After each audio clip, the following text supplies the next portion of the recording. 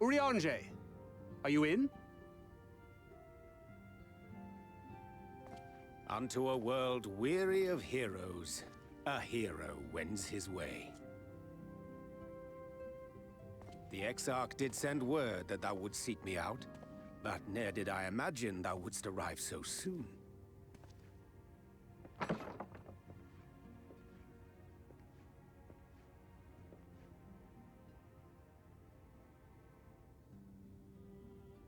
Full glad am I to see thee once more, my friend, and none the worse for thy travails.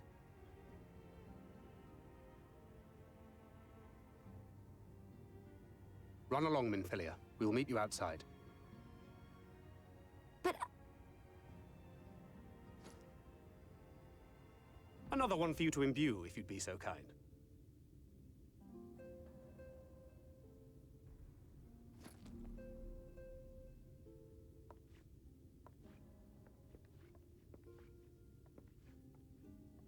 I take it thou hast met with our other comrades already?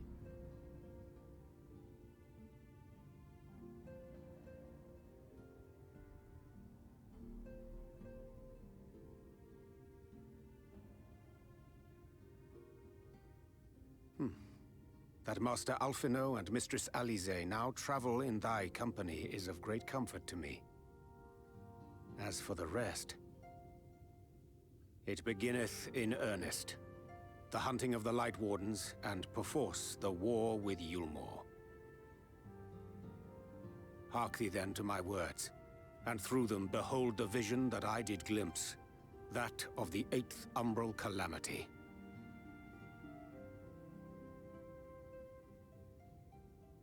As I drifted hither to the first, traversing the boundary twixt reality and potentiality, I did bear witness to events yet to come.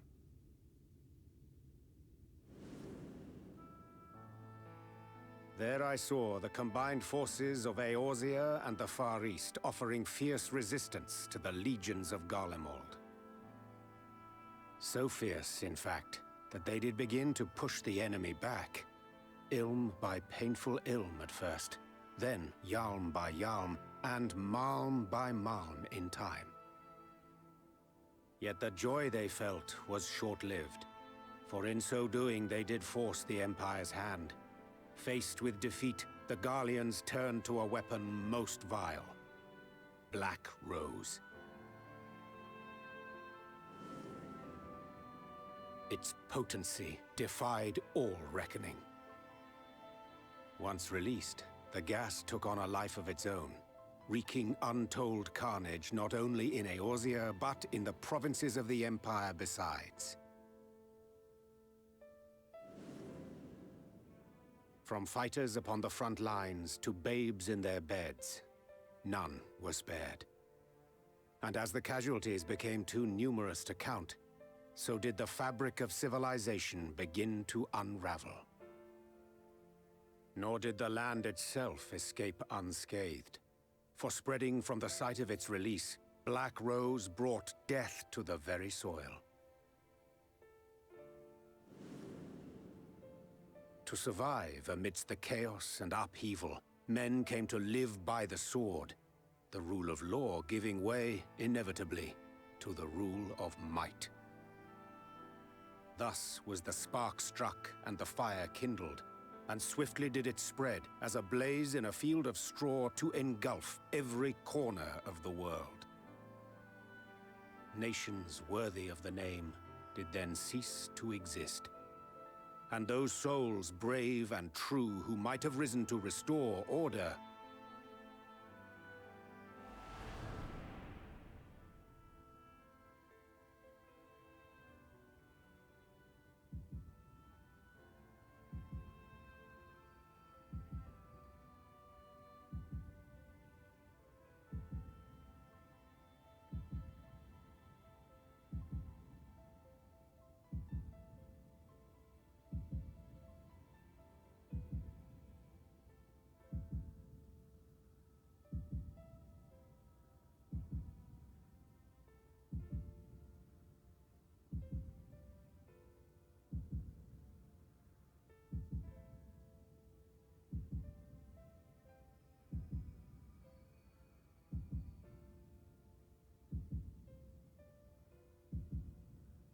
were no more. For the weapon spared not one, not even thee.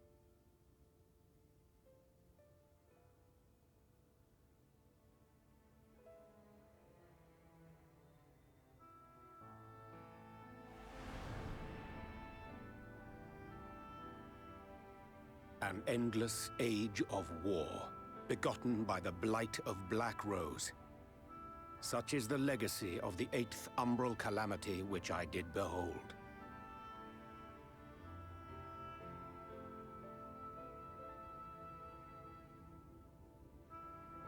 No matter the cost, we must forestall this tragedy. To that end, I have labored during my sojourn in this world, discovering in so doing the answer to a pressing mystery.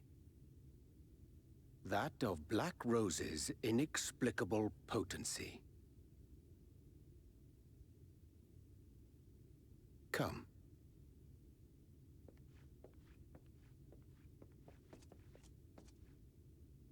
Dost thou recognize yonder chart?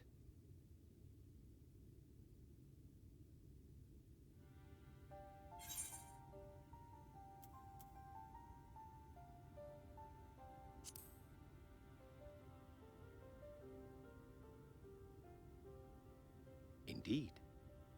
'Tis a rendering of the elemental wheel, such as one might find in classrooms across the source. As the chart maketh plain, our world is composed of 6 elements, in addition to which there exist 2 poles in fundamental opposition. Astral, the active; umbral, the passive. As a reflection of the source, the first naturally compriseth the selfsame forces. Yet, curiously, there is a notable divergence in their nomenclature. To be specific, the denizens of this world employ not the terms astral and umbral.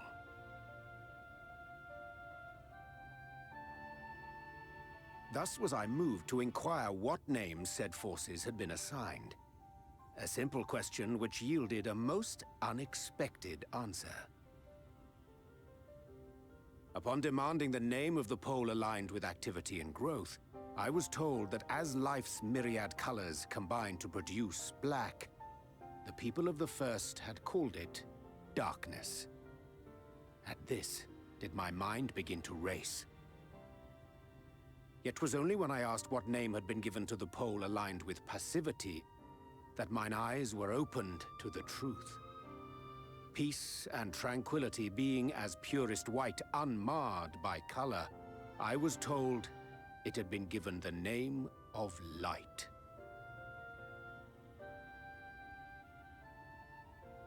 That's umbral light and astral darkness, yes? I'm no etherologist, but it strikes me that the nomenclature of the first is rooted in the generation of the 2 forces, while our own appears to focus on their effects. Which makes one wonder, have we had it backwards all this time?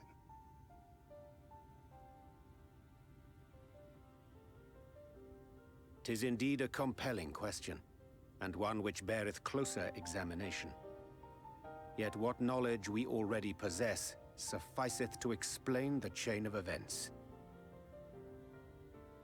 The phenomenon of etheric thinning observed in the source is the consequence of light, the power of stasis, flowing in from the first to stifle the movement of ether within the land. And according to Master Alphino, Black Rose slayeth by halting the circulation of ether within living beings. Should such a weapon be unleashed even as the first were rejoined, replete as it is with light, we would have a disaster of untold proportions on our hands. A calamity. Well, at least we have a better grasp of what we're facing. Our objective, however, remains unchanged. We are to eliminate the Light Warden of Ilmeg. Speaking of which, were you able to ascertain its whereabouts?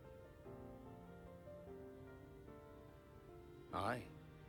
'Tis all but certainly ensconced within Urianger, the castle which standeth in the midst of the lake. To enter said stronghold, we must needs turn to the pixies for aid. Fortunately, I have become quite adept at courting their cooperation. Henceforth shall I accompany you, and do all in my power to ensure that my vision doth not come to pass.